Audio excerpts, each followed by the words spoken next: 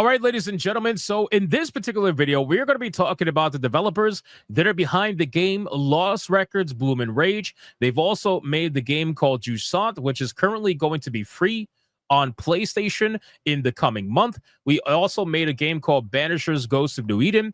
They made a couple of games. And this developer called Don't Nod, which is based in Montreal, making games that would make you very much nod. So I find it to be hilarious that they would call themselves that. Apparently, they're experiencing massive layoffs. Now, the beautiful thing about this is because all these video games that flopped, they had a lot of shills come out and defend these video games. I remember specifically seeing a bunch of people defend Lost Records Bloom and Rage, although to be fair, there was a lot of people also attacking that game that were fans of previous games that were made by this developer, saying that they basically missed the mark with this game. But that's neither here nor there. Don't Nod is experiencing massive layoffs, and of course, we are here to talk about it. So before we do, special shout out to all of the 90,600 plus that are subscribed to the channel right now.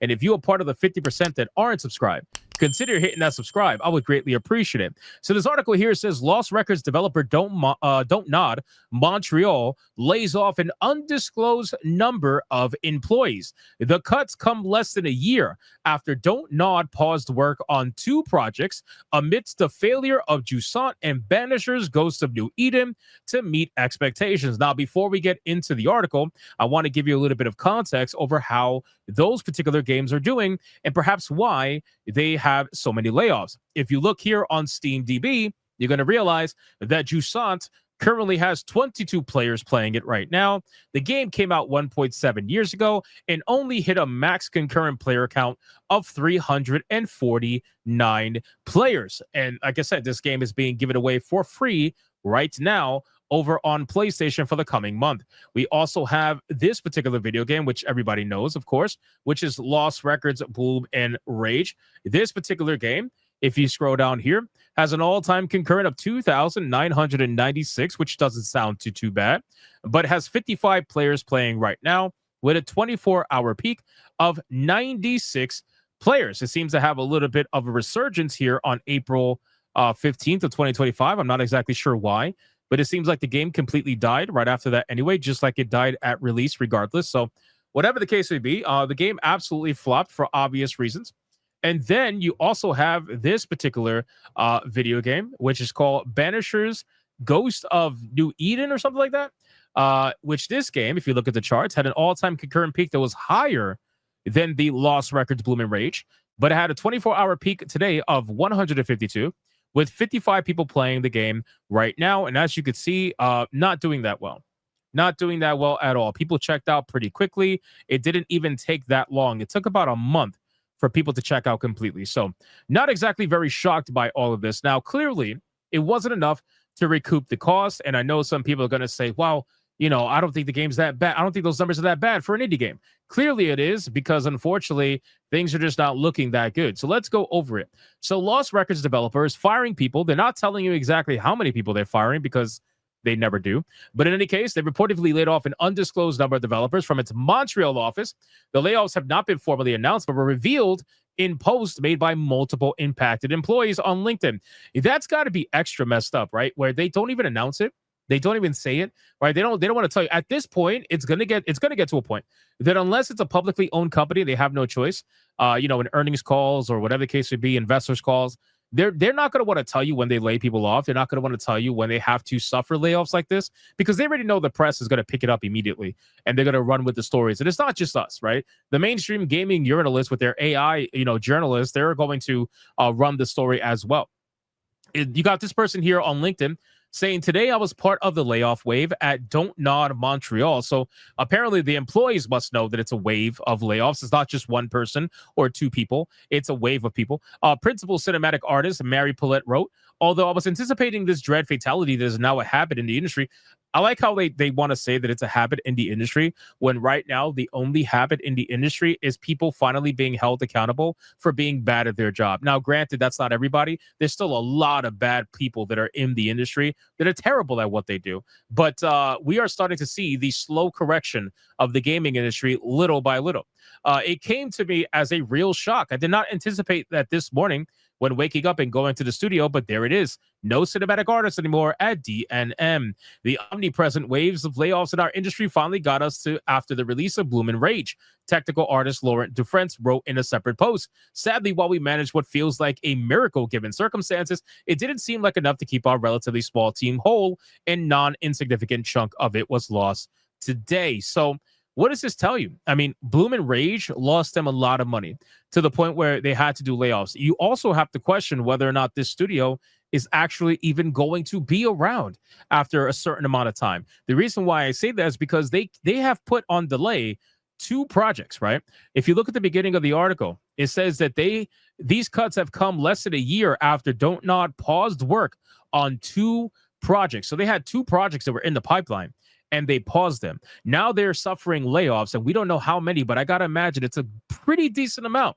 So if you're laying people off and you're pausing projects, what is the next likely thing that is going to happen? Chances are this studio is not going to see the light of day for any, not much longer, let's just say. Either that or they go down to a very small crew and they work on a very small game. But I really don't think it's going to happen. They're probably seeking funding from outside sources. They're probably desperately looking for money. And to be fair, they're in Canada, so it's not as hard to get money up there as it is now in the States after Trump became president, and obviously the whole Doge thing and whatnot.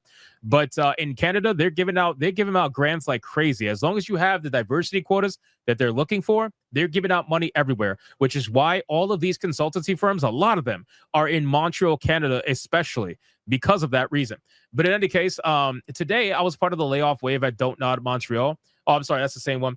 So let me scroll down actually here. It says lead QA and senior tester Sandra Cormeyer and senior game and level designer Matthew Tremblay were also part of the cuts. These past 3 years, I've learned a lot as a lead QA, but also part of a wonderful QA team. Cormeyer wrote, I will never stop saying how much I'm proud of my colleagues. Tremblay echoed that sentiment, saying he is incredibly proud of what the team at Don't Nod Montreal accomplished with Lost Records, Bloom and Rage, and that shipping the game with this level of quality was nothing short of a miracle in the circumstances. Well, clearly the quality wasn't there, right? They love to say that, oh, this game was amazing quality given the circumstances. You guys put yourselves in those circumstances. If you have a very small team like that, that means that there is less people to be holding accountable for what went wrong during development.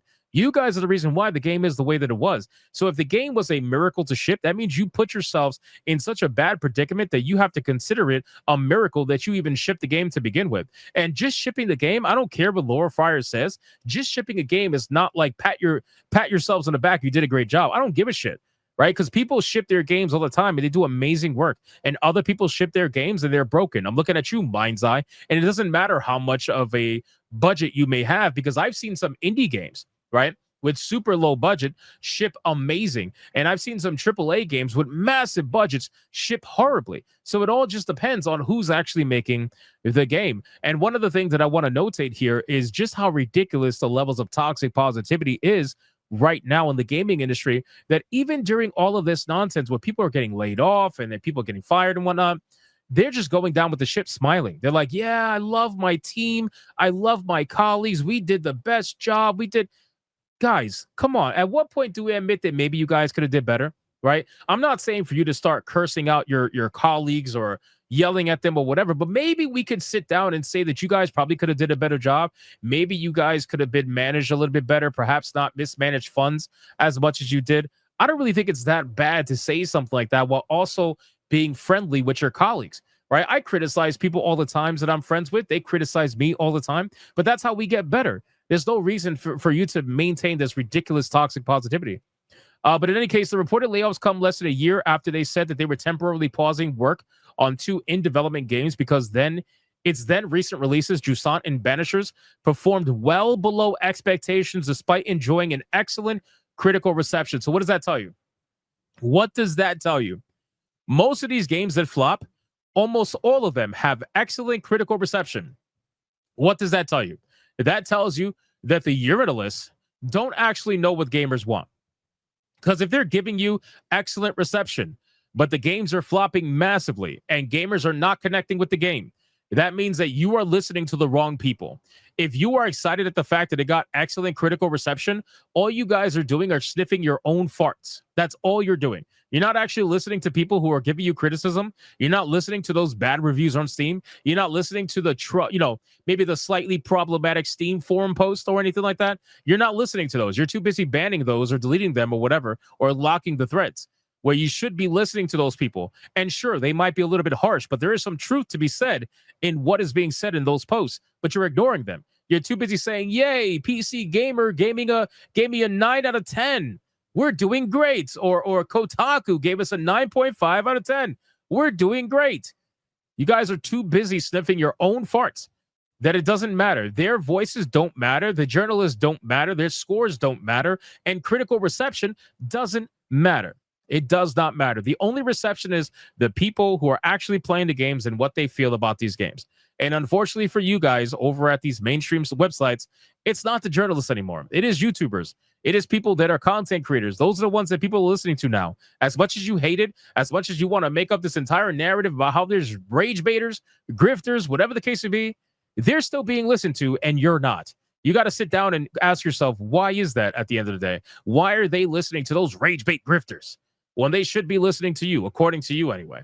So you guys can let me know in the comments down below. What do you think about this? Do you think this was a long time coming? Because I personally believe that this should have happened sooner. Once I saw the numbers for Lost Records, Bloom, and Rage, I think if I remember, actually, if you go back to my video, I made a video about Lost Records, Bloom, and Rage. If you go back to that video and I went over the numbers for this game, I said that the studio was going to experience layoffs. There's no way that they weren't. The numbers were so bad for this game that there was no way that they were going to experience, they were not going to experience layoffs. It's actually funny that I just thought about that right now. But you guys can let me know in the comments down below what you think overall about this situation. And special shout out to the 90,600 who is subscribed to the channel. And if you are part of the 50% that aren't, consider hitting that subscribe. And I'll see you guys on the next one.